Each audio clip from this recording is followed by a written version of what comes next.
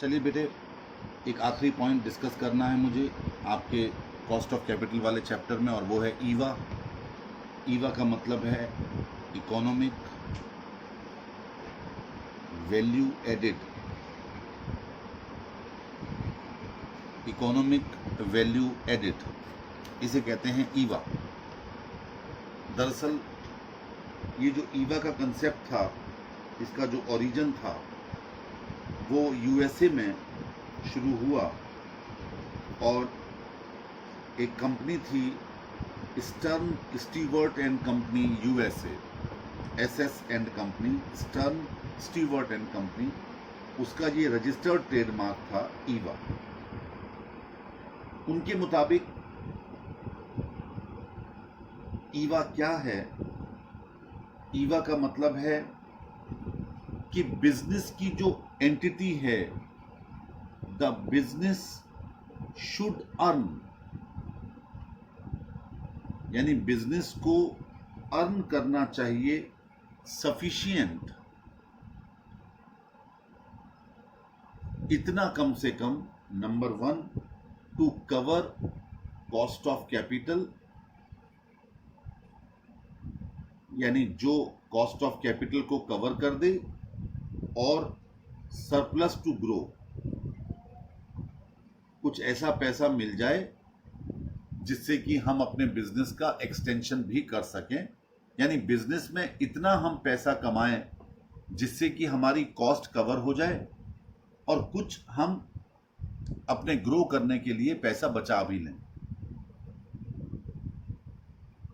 यानी कहने का मतलब क्या हो गया कि any profit caused over and above the cost of capital is Eva, economic value added. यानी कोई भी पैसा जो हमारा कॉस्ट ऑफ कैपिटल से अधिक है, उसी को हम इकोनॉमिक वैल्यू एडिड कहते हैं। अगर मैं इसका सिंपल सा फॉर्मूला लिखूं तो क्या बनता है? फॉर्मूला बनता है नो पार्ट, यानी NO PAT, no part, NO PAT minus capital charge. No part का मतलब लिखिए net operating profit after tax. Net operating profit after tax, यानी बिजनेस का वो प्रॉफिट जो कि आफ्टर टैक्स के बाद है। No part, NOPAT, net operating profit after tax. ठीक है। और दूसरा है कैपिटल चार्ज। ये क्या मतलब है? लिखिए कैपिटल चार्ज बराबर KO, यानी weighted average cost of capital multiplied by capital invested. Capital invested यानी जितनी कैपिटल आपने लगा रखी है उसको आपने ओवरऑल कॉस्ट ऑफ कैपिटल से मल्टीप्लाई करके कैपिटल चार्ज निकाल दिया, यानी टोटल कैपिटल पर हमारा कितनी कॉस्ट आ रही है, और उसको नो पार्ट से net operating profit after tax में से आपने लेस कर दिया, तो निकल के आ गया ईवा, इकोनॉमिक वैल्यू एडिड। इसका एक और फॉर्मूला भी है, और लगाकर लिखिए ROI minus KO। ROI minus KO,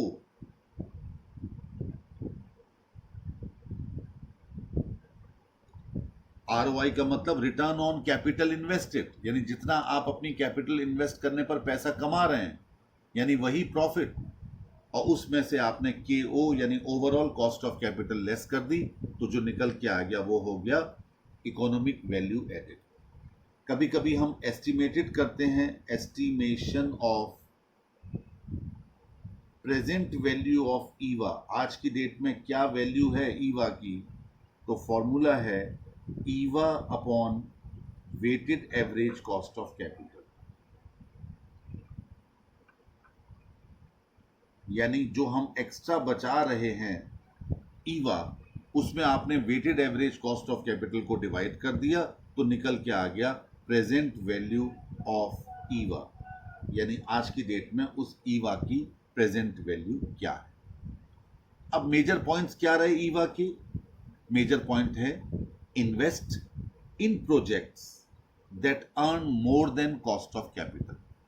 ऐसे प्रोजेक्ट्स में आप पैसा लगाइए जहां पर आपकी कॉस्ट ऑफ कैपिटल से ज्यादा आप अर्न कर सकें। A consistent and continuous effort on this line will ensure growth. अगर आप इस लाइन पर लगातार चलते रहेंगे तो आपके बिजनेस की ग्रोथ एंश्योर हो जाएगी। दूसरा, increase profit without using additional resources. व्यापार में बिना और पैसा लगाए हुए आप अपने प्रॉफिट को बढ़ाइए। That is better exploitation of available resources और इम्प्रूव्ड प्रोडक्टिविटी, यानी आपके पास जो उपलब्ध रिसोर्सेज हैं उनका बेटर यूटिलाइजेशन कीजिए जिससे कि आप अधिक से अधिक लाभ कमा सकें और उसका मैक्सिमम यूज कर सकें। तीसरा, एलिमिनेट नॉन स्ट्रेटेजिक असेट्स या बिजनेस सेगमेंट्स, यानी वो संपत्तियों को एलिमिनेट करें जो हमारी स्ट्रेटेजी में नहीं आती, हमारी रणनीति में नहीं आती, यानी जो हमें प्रॉफिट कमा कर नहीं देती।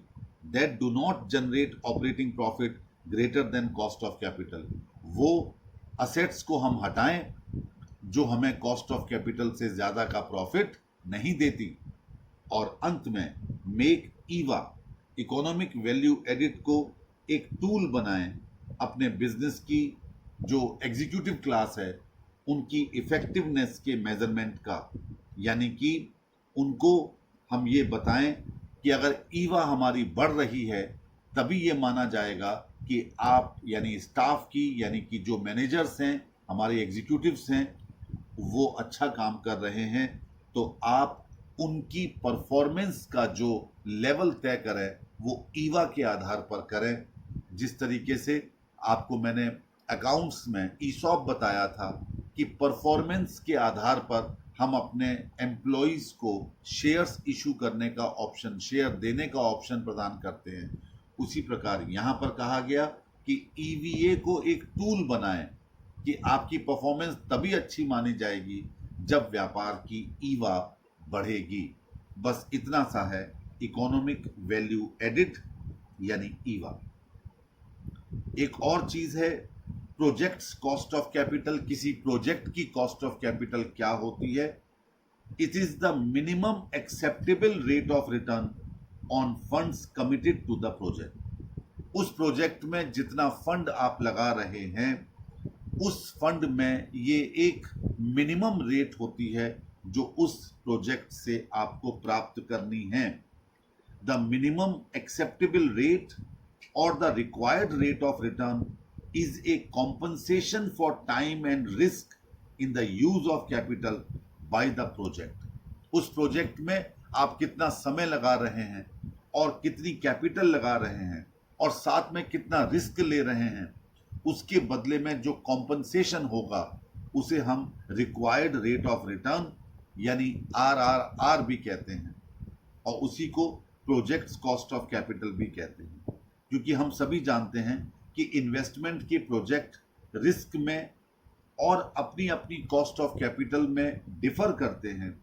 तो आपको किसी प्रोजेक्ट की ओवरऑल कॉस्ट ऑफ कैपिटल निकालनी होती है ये पता करने के लिए कि मैं इस प्रोजेक्ट में अगर पैसा लगाऊं तो मुझे मेरी कैपिटल पर, मेरे रिस्क लेने पर और मेरे टाइम कंज्यूम करने पर कितना कम से कम कॉम्पनसेशन मिले, उसी को कहा जाता है प्रोजेक्ट्स कॉस्ट ऑफ कैपिटल।